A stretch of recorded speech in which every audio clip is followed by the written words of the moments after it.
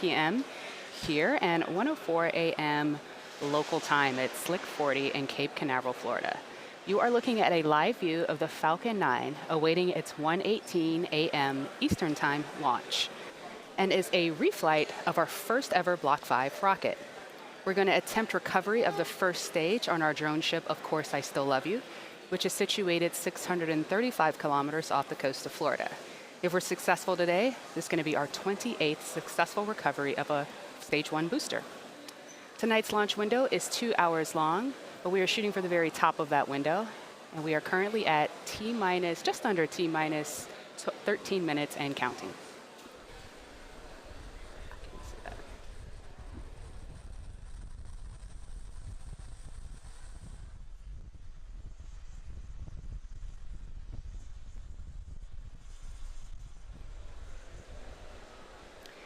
So you're looking at a live view of the Falcon on pad 40. Falcon 9 is a two-stage rocket standing 70 meters tall, which is greater than the wingspan of a 747 aircraft. The first stage, which is the bottom two-thirds of the vehicle, is our booster stage, and it, along with the 9 Merlin engines on the bottom of it, does the bulk of the work to get Falcon 9 off the ground and up into the thinner parts of Earth's atmosphere. Now you can kind of see it from this image here, but do you see all that dark soot that's on the rocket? That's because this booster has been flown before. This is the first ever Block 5 booster, and it supported the Bangabandhu Satellite 1 mission just over 12 weeks ago. The Block 5 upgrades allow Falcon 9 to be reused 10 times or more with minimal refurbishment between each launch. And today, we will attempt this booster's second recovery. Now right on top of Stage 1 is our second stage, which has with it a single Merlin vacuum or MVAC engine. This is the engine that ignites after the first stage separates. The second stage is what will carry the Merah Putih satellite to its geostationary transfer orbit. Now on the very top of the rocket, as you can see here, this conical structure, this is the payload fairing, and safely encapsulated within it, the Merah Putih satellite. This is what protects the payload from aerothermal loads and heating and contamination upon ascent. However, once you reach that vacuum of space, we're going to jettison the fairing as Stage 2 continues its journey to orbit. Note that we will not be attempting recovery of the fairing today, as the recovery vessel, Mr. Stephen, is out on the West Coast. Now this large white truss structure that you see on the back of the rocket, this is the Transporter Erector, or TE, as you may hear it called out on the nets. We use it to roll the rocket out to the pad from the hangar and to raise it to its vertical launch position. The TE also routes the vehicle's fluids, power, AC systems, and telemetry umbilicals from the ground systems to the rocket and satellite up until Falcon 9 goes on internal power and clears the pad. At liftoff, the TE will retract, clearing the way for Falcon 9's ascent.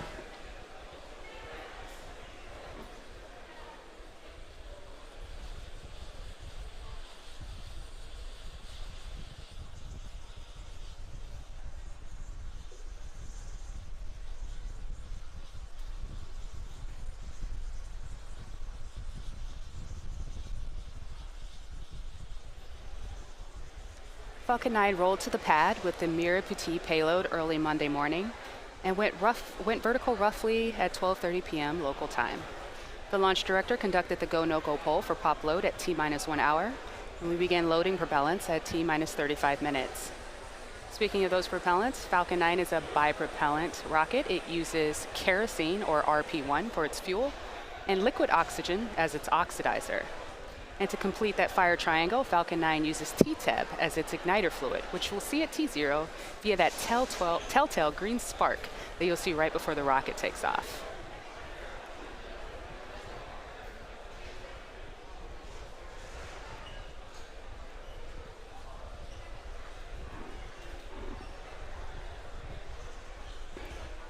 So fuel load is currently full on Stage 1 and Stage 2. Liquid oxygen load is about 90% complete on Stage 1 and just over halfway complete on Stage 2. Now once both tanks are full, those stages will continue to be topped off with propellants until T-minus 2 minutes in order to keep those temperatures as cold as possible. Low temperatures lead to a denser propellant, which allows us to fit even more propellant into the tanks of the rocket. In addition to the RP-1 and liquid oxygen aboard, Falcon 9 also uses helium in order to keep the tanks pressurized in flight and the propellant flowing correctly into the engines to prevent any air bubbles or gases from entering the engines as the propellants deplete. Helium load began before the webcast went live today, but it's going to continue to be topped off until about a minute and a half before launch. Additionally, engine chill procedures have begun, and this is where we open up those pre-valves between the first stage prop tanks and the 9 Merlin engines. What this does is it allows a little bit of that cold liquid oxygen to flow into the turbo pumps, bringing them down to a temperature close to that of the super chill propellant that will soon be flowing through the engines at liftoff. The vehicle is healthy right now. The Falcon 9 team is tracking no issues. The payload went on internal power at T-minus 15 minutes, and we're hearing the payload is healthy, and the weather is looking really good for an on-time launch today. The last weather balloon that was launched is showing that everything is within wind limits. We're not violating any of the cloud rules, and things are looking really good for an on-time launch today. Additionally, the range remains green for launch, and as of right now, all systems are go.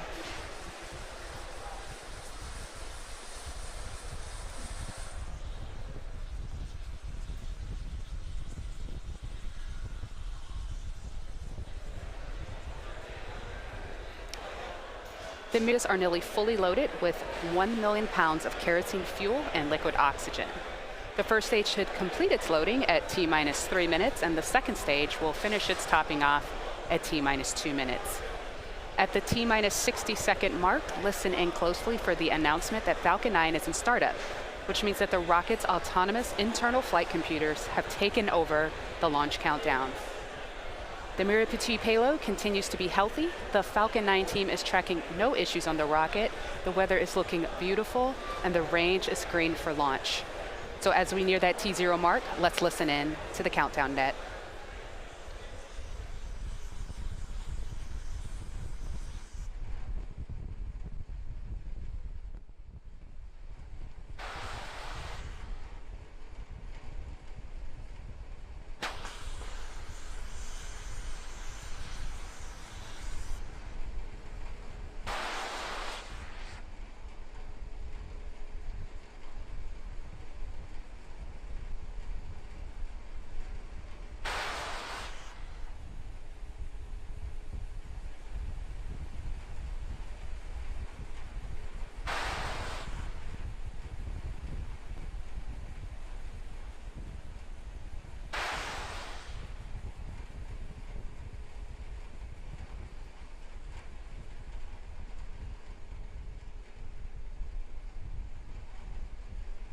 Stage 2 LOX load is closed out. Falcon 9 is on internal power.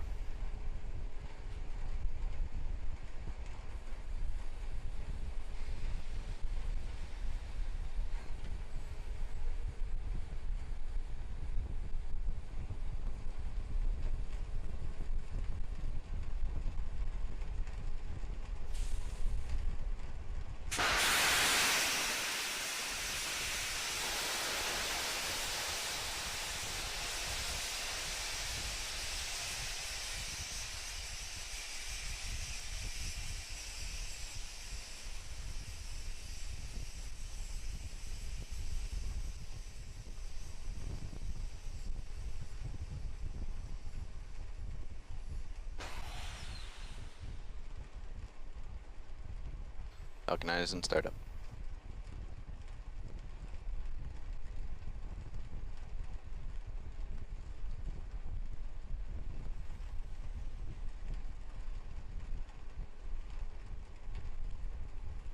Go for launch.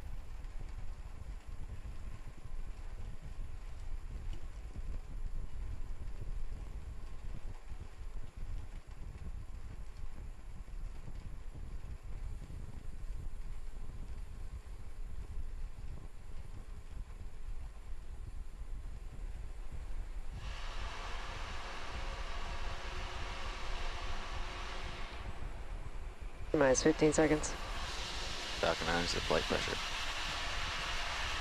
10, 9, 8, 7, 6, 5, 4, 3, 2, 1, 0. Ignition. Liftoff.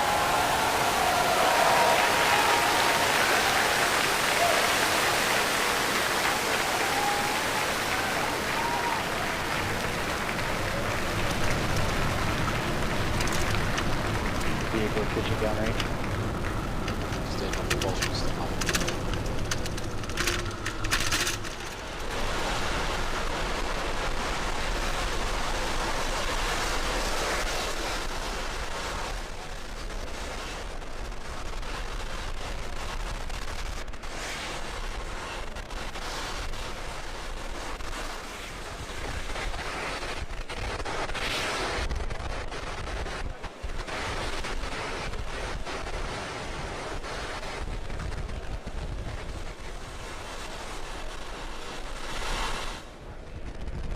Falcon 9 is supersonic.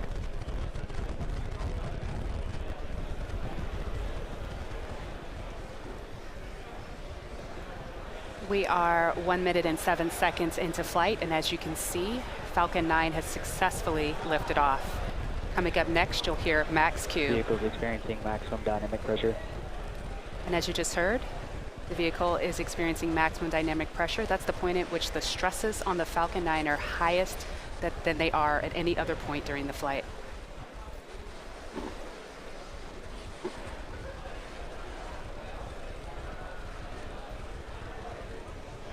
Back engine chill. Everything is looking nominal right now. Now coming up, you're going to have 3 events happening in rapid succession. The first is MECO, which stands for main engine cutoff. That is where all 9 of the Falcon 9 first stage engines will shut down. That'll be followed by stage separation. That's where stage 1 will separate from stage 2. And then we'll have SES1, or second engine start 1. That is where that MVAC engine, that Merlin vacuum engine on stage 2 is going to ignite and carry stage 2 onto orbit. We hear that MVAC chill is looking good. That's where we bleed a little bit of that super cold liquid oxygen into the engine.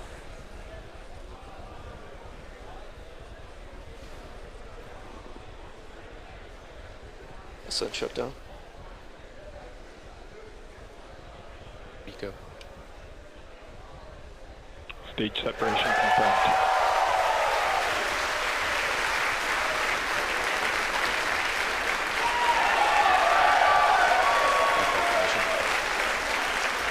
And as you can hear by the applause and see on your screen, we've had a successful stage separation and ignition of that second stage MVAC engine.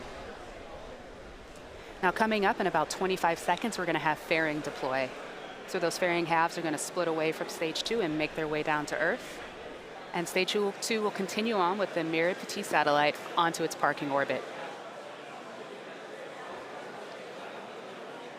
MVAC D had a really solid startup, and all of the temperatures are looking really good. The burn is going nominally right now.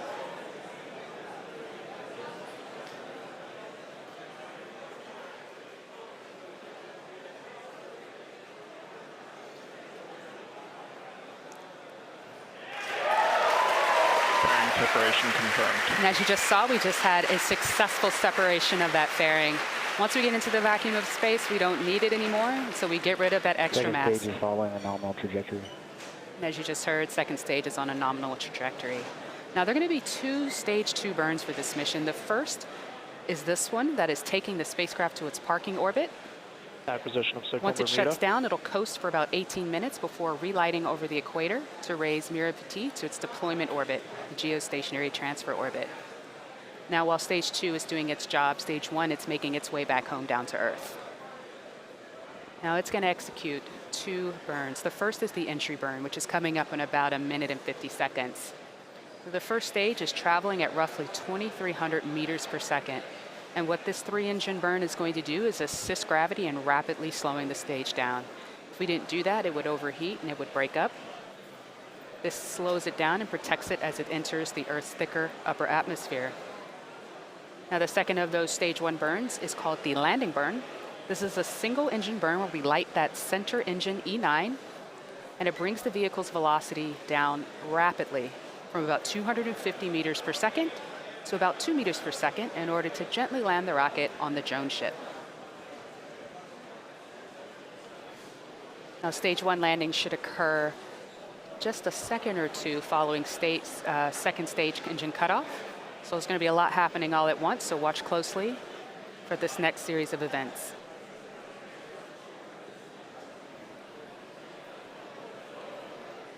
Now we're about 50 seconds away from that entry burn, but just note that once we recover this booster, we plan to fly it a third time later this year. As mentioned before, this is possible due to those Block 5 upgrades, which brings SpaceX closer to its goal of full and rapid rocket reusability.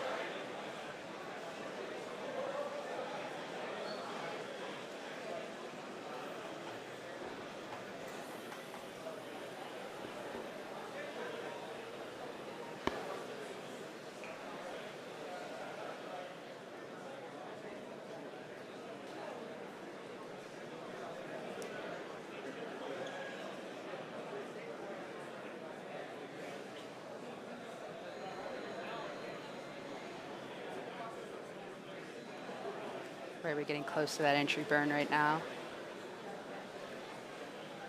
On the right, MVAC continues to burn nominally, and there we go. That entry burn has started. Stage 1 entry burn.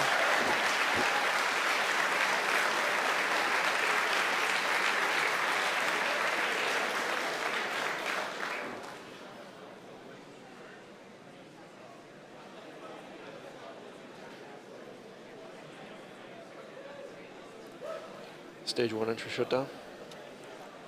It is. Stage 2 continues to follow a nominal trajectory.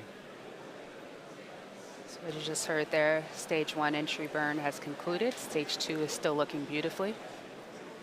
We're gonna have that landing burn, that last and final burn on stage 1. It's gonna begin at about a minute or so. And then, as I mentioned earlier, just a couple seconds after that, we're gonna have SECO 1. Stands for second engine cut off 1.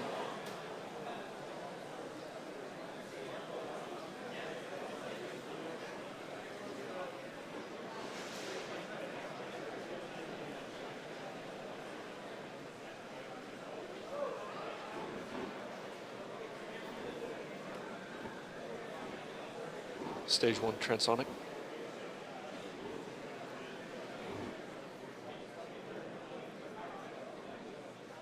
Falcon 9 is in terminal guidance.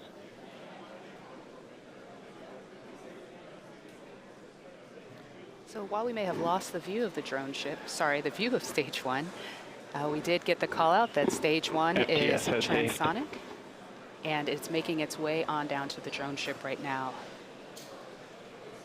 So hopefully we'll get that camera view back. Stage 1 landing burn. Landing burn has begun. Let's see what we get.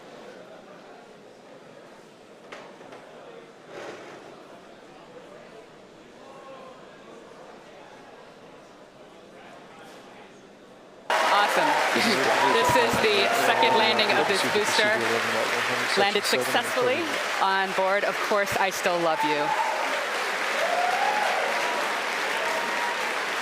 It's a great shot right there.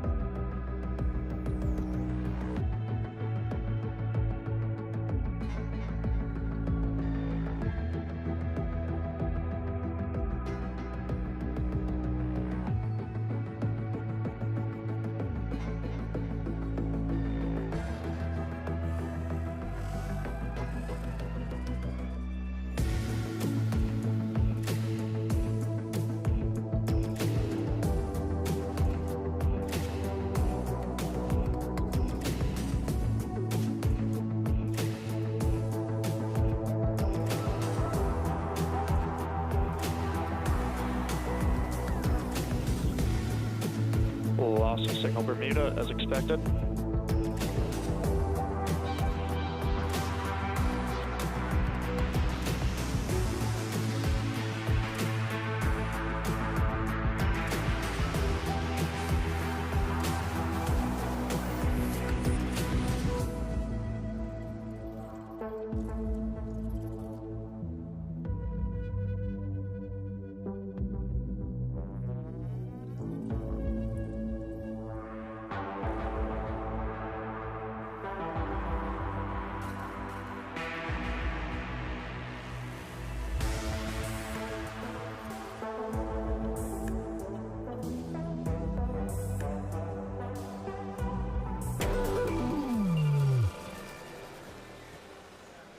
Welcome back to the webcast. The second stage engine is about to briefly reignite for its second and final burn to place the satellite in its intended geostationary transfer orbit. SES-2, which will come on at T plus 26 minutes and 22 seconds. It's going to burn over Gabon for about a minute, followed by payload deployment about 4 minutes later.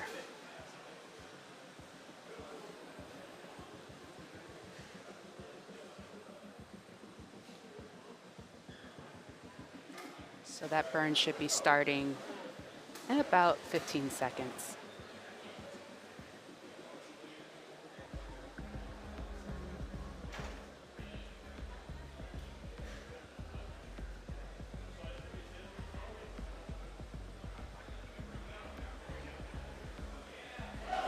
Ignition. And as you just saw, we just had a successful reignition of the second stage Merlin vacuum engine. This burn will continue for another 20 seconds or so. Power is good, the temperatures are looking good, the burn is nominal.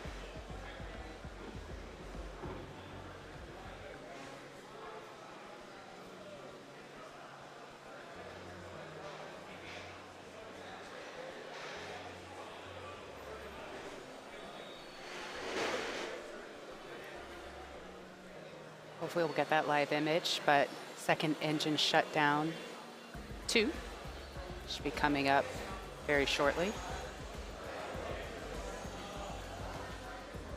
MVAC shutdown. And we just had successful shutdown of MVAC.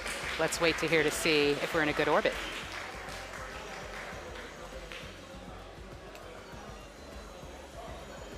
Nominal orbit insertion for payload deployment. Great, we are in a solid orbit. Now payload deploy will be coming up in just a few minutes here. What we're gonna do is we're gonna take a pause and then come back to see the live deployment of the Merah Putih satellite.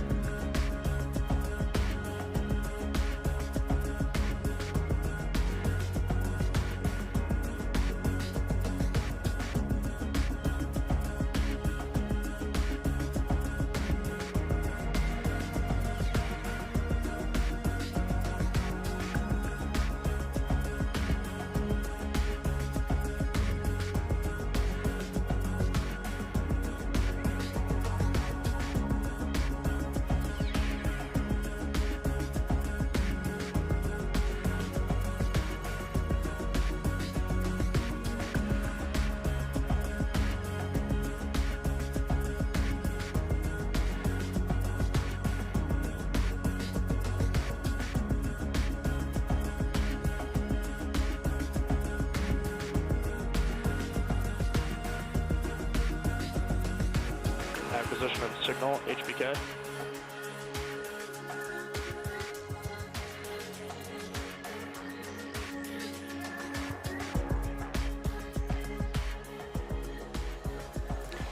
Welcome back. We are about to reach the payload deployment phase of today's mission. Should coming up in approximately 50 seconds. Now the payload is mounted to stage 2 on what we refer to as a payload adapter. And after the stage separation signal is sent, there is a spring-loaded band around the base of the satellite. What it'll do is it'll fire and open up. And then there are 4 compression springs inside the payload adapter that will gently push the Merah Putih satellite away from Falcon 9, and that spacecraft will continue on to its final destination in geostationary orbit. So payload separation should be in about 15 seconds.